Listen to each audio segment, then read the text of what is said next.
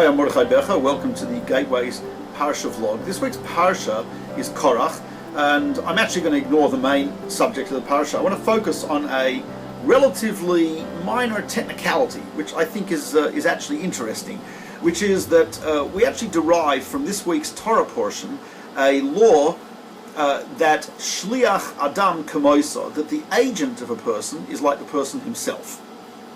It says that when you take tithes, it says you can tarimu gam atem, you take tithes and also you can take tithes.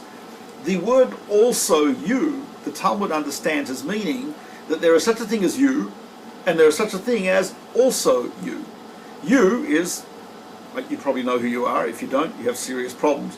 But also you means someone you've appointed to act in your stead.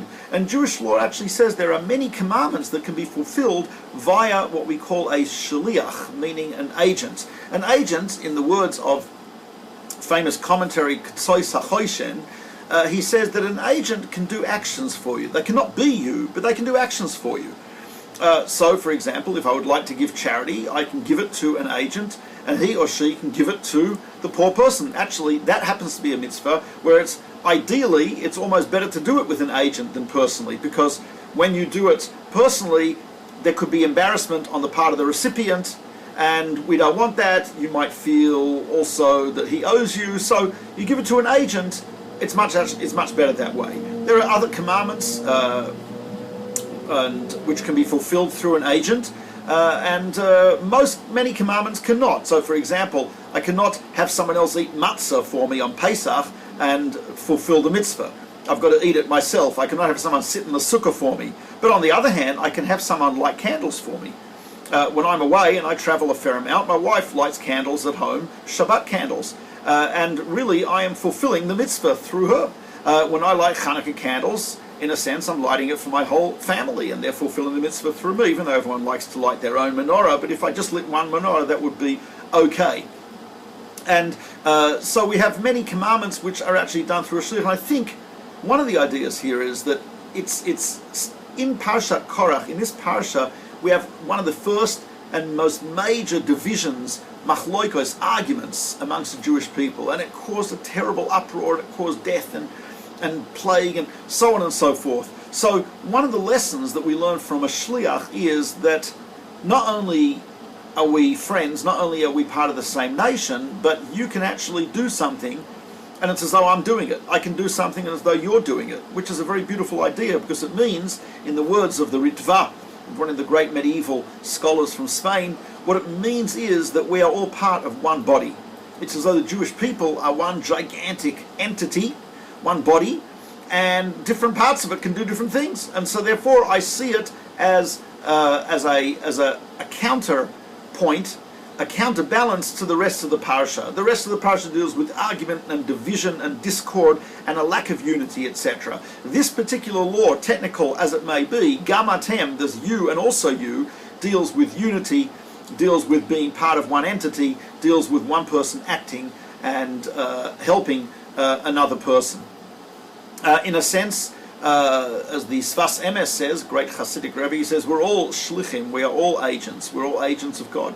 God sent us to this world with a specific task, to be a shliach, to be his agent on this world, in this world of free will, to bring to this world the honor and the presence and the goodness of God to this world. So every single one of us is a shliach, and when we act as a shliach, so to speak, we're acting for God, and which is a very, very beautiful and amazing idea, that each one of us is considered a shliach for the creator of this world. That's really how we have to look at ourselves, and it also means that there is a merit for each of us whenever we do something. We could have in mind that when we do a mitzvah, I'm doing it also for the sake of another person, trying to help the other person. Sometimes the person may not be able to do it themselves. So we should try to see if there's opportunities where we can be a shliach, we can be an agent for another person. Person can be our agent. In fact, on Purim, when we send out presents, gifts to people, specifically we should do it through an agent, a shliach. It says mishloach manot, send it. And one of the reasons is the commentaries say if I send it with an agent, that will increase the amount of people involved in the good thing that is happening. It will increase love and friendship and so on and so forth. There's an interesting law regarding an Eruv when we, on Shabbat, when we're in we have a common area which is surrounded by walls, but we want to make it into a common area that we can carry in.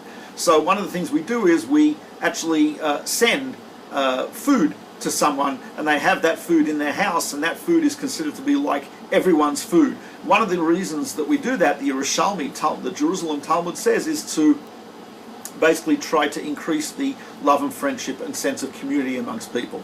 So there we are. The Jewish people are a community. We're more than a community. We are chaverim, we're friends. We're more than that. We're actually all part of the same entity, and hence some of us can do something and give merit to others, and vice versa, of course, within the Jewish legal restrictions of that, but it can be done, and that's a very beautiful idea in the parsha. Have a great week. This is Mordechai Becher with the Gateways Parsha vlog.